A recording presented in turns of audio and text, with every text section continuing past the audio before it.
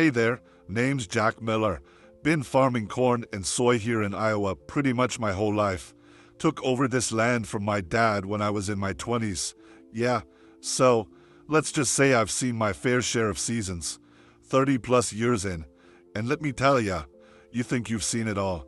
You think after so many harvests, after so many summers and storms, nothing can really shake you anymore. You get used to the rhythm of the land, the ups and downs. Nature gives and nature takes. But man, I'll never forget that night.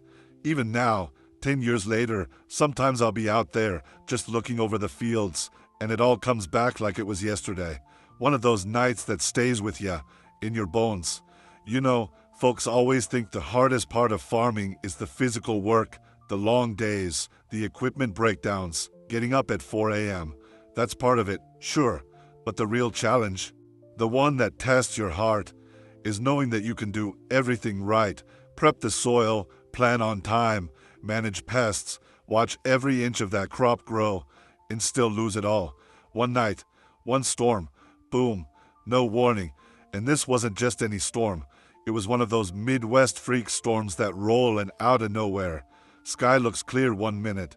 And then, well, I'll get to that. It was late July, crops looking real good, one of the best seasons I'd had in years. You could almost taste that harvest money already. I remember walking the fields that afternoon, feeling pretty proud, you know, everything lined up. Then night falls, and within 15 minutes, everything changed. But I'm getting ahead of myself. Funny how those moments stick. You ever have that? Just an ordinary day, and then something hits you so hard, it burns itself right into your memory, even when you don't want it to. This story, well, it took a piece out of me. Taught me a few things, too. I'm going to share it with you today, and I think maybe it'll stick with you a bit too. Might even change the way you look at things next time the wind picks up. Before I jump in, if you're here watching, hey, do me a favor, hit that like button. Drop a comment if you've ever had one of those nights where everything changed. And if you enjoy stories from the land, hit subscribe. Helps me keep sharing what life out here's really like. All right, back to that night. So there I was, around midnight. Middle of nowhere, just me and my old John Deere. Rain slamming the windshield, couldn't hardly see 2 feet ahead. Could hear the hail hammering down like gunfire on the cab roof. The radio had cut out. Whole place just lit up now and then from lightning. Bright as day for a second, then pitch black again. I remember sitting there, hands tied on the wheel, heart just pounding. And the craziest thing, that afternoon, no sign of trouble. Forecast was clear, not a cloud in the sky. And now here I was, out in the middle of a storm I couldn't stop, watching all that hard work, months of sweat and hope, just get torn apart in front of my eyes. I'll tell you more in a second. This wasn't just about the crop. It was about learning a lesson I'll never forget. And maybe, after hearing it, neither will you. Well, like I said, name's Jack Miller. Born and raised right here in Iowa. Grew up about a mile down the road from this very farm. My dad started it after he came back from Korea. Back then it was about half the size, maybe 250 acres, but that was plenty to keep a man busy. I can still picture him in his old bib overalls, boots caked in mud, chewing on a toothpick, always with that same look, like he could read the land better than any weather report. I guess some of that rubbed off on me. I was the kind of kid who loved being outside, couldn't sit still indoors, even in the dead of winter. By the time I was 10, I was riding with Dad in the combine, learning how to watch the yield monitor, feel the machine hum under your feet. Summers were long days in the sun, sweat running down your back, but I loved every second of it. After high school, I thought about going off to college. A few of my buddies did, but something about this place, these fields, this dirt, it's in your blood, you know. I couldn't shake it, so I stayed. Took on more and more each year until Dad finally handed me the reins in my 20s. That was 30 plus seasons ago. Hard to believe. These days, it's just me, my wife Linda, and our son Ethan. He helps when he's not busy with his own job. Times change, kids do their own thing. But he's still got that spark for farming, which makes me proud. We work about 500 acres now, corn and soybeans, Classic Midwest. No livestock. Tried that years ago. Hogs, but it wasn't for me. There's enough to manage with just the crops. Folks sometimes ask me, why stick with it? So much risk, so much you can't control. Well, I'll tell ya, there's something about farming that gets in your bones. You're connected to the land in a way most folks never feel. You plant a seed, you watch it grow, you fight for it when the weather turns bad, and when you finally bring in that harvest, man, there's no feeling like it. It's more than a job. It's life. Sure, it's not always easy. You learn patience real quick. And humility. Mother Nature doesn't care about your plans. You can be the smartest guy around with the best equipment and still lose half a crop if the weather turns. It's a tough way to make a living, but it teaches you to respect the land and to respect the people who stick with it.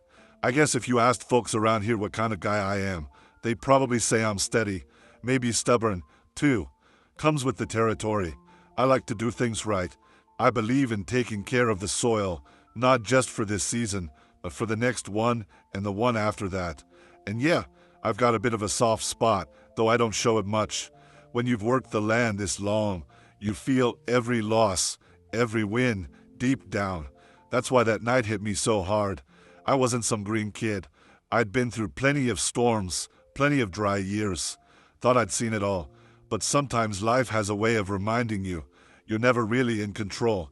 You can do everything right and still lose. That's just part of the deal. Doesn't make it easier, though. Stick with me. I'll tell you how it all went down. If you've ever had a moment where life threw you a curveball, you're gonna feel this one. And hey, if you haven't yet, don't forget to hit that like button and drop a comment. I'd love to hear where y'all are watching from. Farming towns, big cities. Either way, we've all got our storms. All right, let's get back to that night. That morning started like any other in mid-July.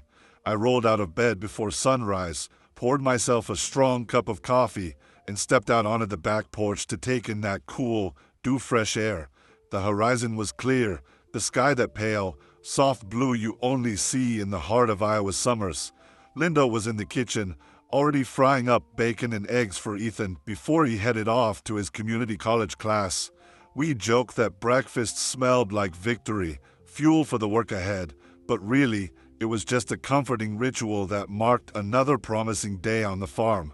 I grabbed my old notepad, where I jot down planting dates, rainfall, equipment notes, and headed out to the fields around 6 o'clock. The corn was knee-high, the soy just starting to leaf out, and every row looked straight as an arrow. Neighbors waved as I passed by on the gravel road. Old Tom Baker in his faded cap, tipping his hat, Maria and Louise from down the road, checking their own combines.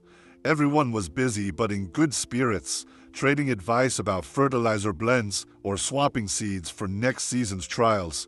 There was a community in this work, a shared understanding that what we do is bigger than ourselves. By mid-morning, I was in the tractor, running the soil tester along each plot, making sure the moisture levels lined up with what I'd planned. Ethan drove up in his pickup just long enough to show me the latest figures from his AG Econ class. He was fascinated by the market forecasts, poring over graphs and numbers I could barely read without my glasses. He laughed when I told him that in my day, we only had paper maps and our gut instinct to guide us. "Dad," he said, shaking his head with that half-smile of his, "we've come a long way." I ruffled his hair, told him to keep learning, because one day he'd take the wheel of this place. After he left, I checked in with Linda on the radio. She was overseeing the irrigation repairs near the barn, and she said they'd fixed the leak on the eastern sprinkler head. Everything seemed in place for a smooth afternoon. Then, right around 2:30, something in the air shifted. I noticed it first as a faint rumble off in the distance, like a freight train rolling through corn stalks. I paused, clutching the steering wheel, listening. Our little weather station on the farm, nothing fancy, just an old Doppler sensor and wind vane, started ticking faster. Winds that had been gentle all morning kicked up to a steady 15, then 20 miles per hour. The temperature dropped 5 degrees in a matter of minutes. I glanced west and saw that horizon I'd admired at dawn now laced with thin, spiraling clouds gathering in a low band. They weren't the fluffy cotton balls of a fair-weather sky. They looked angry, coiled, almost alive. Might get twisted. I radioed Linda. "Hey, Han, you see this line gathering west of us? Looks like trouble." She sounded calm at first. "Just a windy front," she said, but I heard the edge in her voice. Tom Baker's voice cut in. "Jack, I'm seeing the same on my station. You might want to batten down early." The words "batten down" bounced around in my head. By 3 o'clock, the wind was gusting up to 40. Tall corn stalks began to bend, snapping back with a creaking groan, like an orchestra tuning up for a stormy symphony. My hands tightened on the wheel. Something told me this wasn't a typical afternoon breeze. It was a warning. That moment, when the sky darkened, the wind roared, and every sensor in my head screamed, "Get to shelter." That was the trigger. Everything I'd taken for granted about this season turned on its head in the space of a coffee break. I shut off the tractor, climbed down, and looked back at that field I'd walked just hours ago, imagining harvests and profit. Now it was trembling under the sky's weight, and I knew I had to do something, fast. It felt personal, like a challenge thrown at my feet by nature herself. And honestly, I was curious. Could I face this head-on and come out the other side? That question sent a jolt through me. Stick around, because what happened next changed me forever. By the time I climbed back into that cab, the wind was howling like a freight train on a trestle. I hit the ignition, but the tractor sputtered, battery struggling under the cold bite of rain. For a split second, panic shot through me. Without that machine, I was stranded out in the open. I yanked at the starter again, praying it would turn over. Finally, that familiar rumble kicked in, but by then the downpour had switched to hail, pellets bouncing off the hood like BBs. I pressed my foot down, rolling forward, but the wheels spun when I hit patches of mud. My heart pounded. I'd never seen a field go from firm to slick so fast. Every gust tossed the tractor like a toy. Rain pelted the windshield so hard I could hardly see my own hands on the wheel. The radio crackled with static and a half-heard warning from Tom. "Jack, that hail's going to shred those stalks. Get out if you can." I wanted to shout back. "I know," but the wind swallowed my words. Ahead, I could see the corn, a sea of green bending, snapping, disappearing by the second. I thought about turning back to the barn, but I'd already vowed to check on the irrigation pump. If that failed, the low ground would flood. My mind raced. Do I risk the pump or try to rescue the combine parked near the creek? I eased the tractor toward the pump station. Mud clung to the tires, slowing every inch of progress. Water pooled in ruts, pulling at the wheels. My palms slick with sweat under my gloves. I fought to keep the nose pointed forward. A jagged flash of lightning lit up the sky, and for a heart-stopping moment I froze, afraid I'd be the next target. Then the hail turned soft, like mashed peas, proof the storm was shifting yet again. I finally reached the pump shed, leapt down, and wrenched open the door. Water was already ankle-deep inside, and the control panel lights flickered erratically. I grabbed a tarpaulin and tried to flap it over the panel, but another blast of hail smashed through a gap in the roof. I ducked, my jacket instantly soaked. Now I faced a choice: stay here and try to save the pump, risking hypothermia and injury, or head back to the tractor and hope the rest of the equipment survived. My teeth chattered as I waited. If the pump failed, the fields and lower ground would drown, and any chance at a crop this year would all but vanish. But if I got pinned out here in the dark, Linda would worry sick. I closed my eyes for a second, thinking of her voice. "Be safe, Jack," and of Ethan back at the house, probably listening for any word on the radio. That snapped me into action. I sprinted back to the cab, tossed the tarp over my shoulder, and tried to lift off the hood, but my gloves were soaked through and the metal was icy. My muscles burned, and every breath felt like I was inhaling shards of glass. Still, I kept at it, flinging hail aside, pulling wires loose so water wouldn't fry the circuit. My mind was screaming, but I refused to stop. By the time I slammed the hood shut, my fingers were numb. I slammed into the seat and cranked the pump motor switch. It buzzed, groaned, and then kicked on. Water gurgled through the pipes. Relief washed over me, but it didn't last. The storm was moving faster now, a spinning top of fury heading straight for the barn. I realized the combine parked near the creek was under threat. If that tractor got stuck, I'd lose it too. I looked at my watch, 3:45, and knew I had maybe 5 minutes before the worst of it hit. My chest tightened as I jerked the tractor into gear and gunned the engine toward the creek. Each second felt stretched, like I was racing against time itself. Rain cut off any view of the horizon, but I pressed on. That moment, when every plan I'd made that season unraveled in the face of raw storm power, was the moment I discovered how thin the line is between control and chaos. My heart hammered, my head swam, and I realized farming isn't just about seeds and soil. It's about making impossible calls when everything goes sideways. In those crazed minutes, with the world turned upside down, I felt alive and terrified. And that's when I understood I'd never be the same. I'll never forget the moment it all came to a head. I just, by a hair, got that pump back online and was barreling toward the creek bank, heart pounding like a jackhammer. The sky above me was pure rage, black clouds swirling, lightning sketching veins of white across the horizon, thunder cracking so loud I thought the ground might split. Then I saw it, my combine, half hidden behind a stand of young corn, already leaning as the wind drove sideways. The hail pelting off its metal would have knocked a grown man over. My hands shook on the steering wheel, and for a second I hesitated. I'd always prided myself on keeping cool under fire, but here I was, jolted by a storm I couldn't outdrive. I threw the tractor into low gear and charged ahead. Every bump and rut felt like a blow.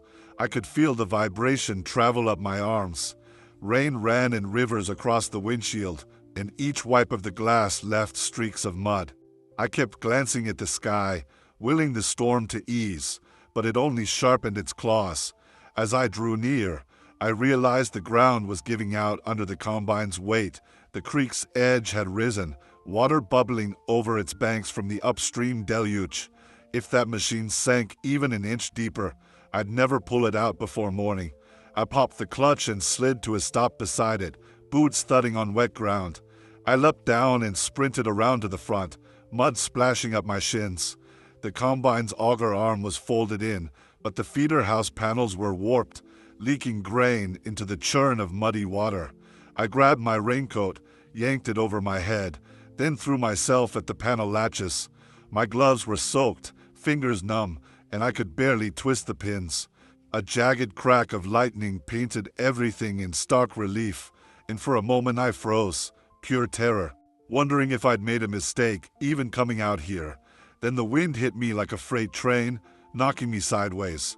I stumbled, rain blinding my eyes, but I clenched my teeth and kept working the latches. Finally, with a wrenching sound, the panel clicked free. I flung it aside and reached for the winch cable, my lifeline for this rescue. The hook slipped out of my grasp and plunked into the water. My heart lurched. I dropped to my knees, lunged for it, and felt the mud swallow my boot. One wrong move, and I'd be neck-deep in a creek swollen with stormwater. Some part of me screamed, "Get back," but another part, the stubborn farmer in me, wouldn't quit. I fished the hook out, yanked it onto the winch, and secured it to the combine's frame. That's when I noticed the spinning wheel of hail on the windward side, little missiles battering everything in sight. A chunk the size of a golf ball struck the machine's panel and sent a shower of sparks. For a second, I thought I'd see flames. I scrambled back behind the cab as safety, heart thrashing in my chest, and slammed the winch lever forward. The cable rasped out, then caught. The tractor groaned in protest under the load. I jammed the throttle, and the winch pulled. The combine lurched, metal screeching, tires slipping. I braced myself against the tractor's fender as we inched forward, mud flying. Each foot of progress felt like a small victory. Then, with a final, wrenching twist, the combine lurched free and swung towards solid ground. Water gushed and splashed, soaking me anew, but I didn't feel it. My brain was a whirlwind of adrenaline and relief. I jumped back into the tractor, wiped my face with a rag, and steered us both toward the yard. Behind me, the storm was beginning to wane, still fierce, but losing some of its fury. By the time I parked both machines under the barn's lean-to, the worst of the hail had passed. My coat was torn, gloves shredded, and I was chilled to the bone. But I stood there, chest heaving, staring at those battered machines like they were old friends who'd just made it through hell. That was the turning point, the place where I realized that, no matter how fierce the storm, if you're willing to face it head-on, you can survive more than you ever thought possible. I still get goosebumps thinking about it. The roar of the wind, the sting of the hail, the crackle of lightning, so close I felt its heat. It was chaos in its rawest form, and I was smack in the middle of it. But at the end of that night, I wasn't just a farmer fighting the weather. I was a man who learned exactly how much he could endure. And trust me, that lesson sticks with you. By the time dawn cracked the sky with pale light, I was already out in the yard, coffee in one hand and a flashlight in the other, taking in the wreckage. The barn lean-to had saved my machines from total ruin, but the fields, those fields were another story. The corn looked like a battlefield, stalks bent low, ears stripped clean of kernels, green leaves shredded into ribbons. The soybeans weren't much better. I walked row after row, heart heavy, counting the damage. 80% gone. Gone in 15 minutes. I'll never forget that mix of anger and grief. Felt like losing a member of the family. But here's how it all resolved. First, I called my insurance agent, same guy I'd talked to for years. To be honest, I had always treated crop insurance like a safety net I hoped I'd never need. That morning, I was glad I'd upped my coverage after that scare 2 years ago. He walked me through the claim process over the phone while I filled buckets of hailstones to show him what I was dealing with. By noon, adjusters were out in the fields, clicking photos, taking soil samples, making notes. By the second week, the checks started rolling in, enough to cover the seed, fuel, and some operating costs to keep me going until next season. That money didn't make me whole, but it turned a potential disaster into a setback I could survive. Meanwhile, Linda and Ethan rallied around me. Linda brought me sandwiches every afternoon and sat with me as I pored over farm journals trying to decide if replanting a late soybean crop even made sense. Ethan, bless him, offered to drive out with popcorn and old racing movies in the tractor cab just to give me a break from the spreadsheets and weather reports. The two of them reminded me that farming isn't just about profit margins, it's about family, grit, and sticking together when the world blows up around you. Neighbors pitched in, too. Old Tom Baker showed up with his pickup and helped me clear fallen stalks so I could get equipment in to till under the field residue. Maria and Louise stopped by with a cooler full of iced tea and some homemade biscuits. We sat on the tailgate and swapped storm stories, laughing through the tears, finding solace in knowing we weren't alone. That sense of community, it's one of the things I love most about small-town farming. When one of us gets knocked down, the rest of us lean in. By late summer, I made the call not to replant corn, too late in the season, too much risk for little reward. Instead, I worked the ground lightly and planted a cover crop mix, rye and clover, to protect the soil over winter and build organic matter for next spring. It wasn't what I'd planned back in March, but watching the green flush grow beneath frost-tipped stalks felt like a promise. Life moving forward, even after devastation. Financially, the farm stabilized. Emotionally, I felt stronger. Standing on that field, watching the cover crops wave in the autumn breeze, I realized the storm hadn't broken me, it had reminded me what matters. Plans are important, but flexibility is survival. You can pour every ounce of skill and sweat into a season, and still the weather has the final say. That night taught me humility, but also resilience. Today, 10 summers later, that field grows strong again. I still get goosebumps recalling how quickly everything fell apart, but I also feel pride in how we came together to rebuild. The lesson stuck. Always respect the land, respect the unpredictability of nature, but never underestimate your own capacity to recover. Life's storms aren't just obstacles, they're opportunities to learn what you're really made of. Ever since that night, there's been this quiet undercurrent in everything I do. I still wake up some mornings scanning the sky, even when the forecast is safe as they come.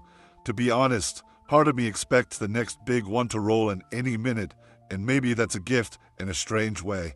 It's kept me humble, reminded me that no matter how many seasons you've weathered, nature always has the final word. After the storm, I found myself slowing down more. Instead of racing through field checks, I'd pause at the edge of the corn rows, breathe in the morning air, and really look at those stalks to marvel that they stood it all.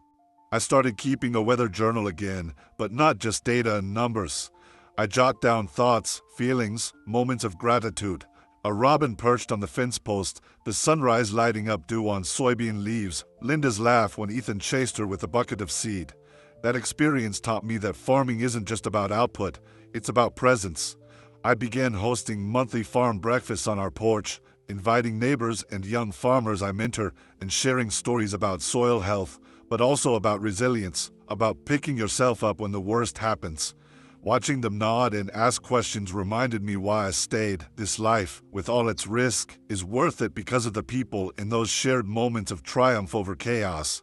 On a practical level, I doubled down on crop insurance and diversified my planting rotations, adding cover crops earlier in the season so the soil has better armor against extremes. But beyond the spreadsheets and policies, what really changed was my perspective. I stopped chasing perfection in yields and started chasing balance between work and rest, between planning and letting go. I still get goosebumps thinking about that hailstorm, but now it comes with a rush of pride. I faced it, I learned, and I helped this farm, and myself, grow stronger. Sometimes I'll catch Ethan watching me from the barn door, curious about my quiet smiles as I walk the fields. He doesn't know it, but that boy carrying popcorn in the tractor cab was part of my healing, too. Today, when I look at this land, I don't just see rows of corn and soy. I see proof that even when life knocks you down in 15 minutes, with grit, community, and a bit of faith, you can stand back up and plant seeds for a better tomorrow. Honestly, that night taught me more about life than any harvest ever could. I came to realize that some things you simply can't plan for. No matter how detailed your maps, no matter how many data points you track, you can prepare the soil, pick the best seed, monitor every drop of rain, and still find yourself staring down a wall of hail in the dead of night. What stuck with me most was the value of staying flexible. I learned that resilience isn't about never breaking. It's about how quickly you can pick up the pieces and keep moving forward. Farming showed me that nature doesn't follow our schedules or respect our calendars. It operates on its own terms. Accepting that uncertainty has made me a better farmer and a better person. I also discovered the power of community. When the storm hit, it was my neighbors, my family, and even students I'd mentored who reminded me that no one faces a crisis alone. Their willingness to lend a hand, share advice, or just sit with me on the tailgate and listen, that solidarity became my anchor. It made me understand that success isn't measured only by bushels per acre, but by the strength of the relationships we build when things go sideways. Finally, I learned to appreciate the small moments, the way morning light dances through soybean leaves, the sound of geese passing overhead in V formation, Linda's laughter echoing from the porch. Farming can be all-consuming, but stepping back to notice those details fills you with gratitude and reminds you why you chose this life in the first place. So if there's one takeaway I'd share with anyone, farmer or not, it's this: respect the unpredictability of your journey, lean on the people around you when the wind howls, and never underestimate the healing power of pausing to simply look around. That lesson, more than any bountiful crop, is what I'll carry with me always. Ever since that night, the story of Jack and the midnight storm has become something of a legend around here. Every county fair, every grain growers meeting, you can bet someone's telling how I fought that hailstorm in the dark to save the combine and the pump, and how the wind's roar felt like a freight train on the field. Young farmers will come up to me, wide-eyed, asking what I'd do if it happened again, and I remind them that luck plays a part, but so does preparation, community, and grit. I haven't faced a storm quite like that since. Thankfully, Mother Nature's been at least a little kinder, but it changed my approach forever. Now, long before planting season, I sit down with Linda and Ethan to map out worst-case scenarios.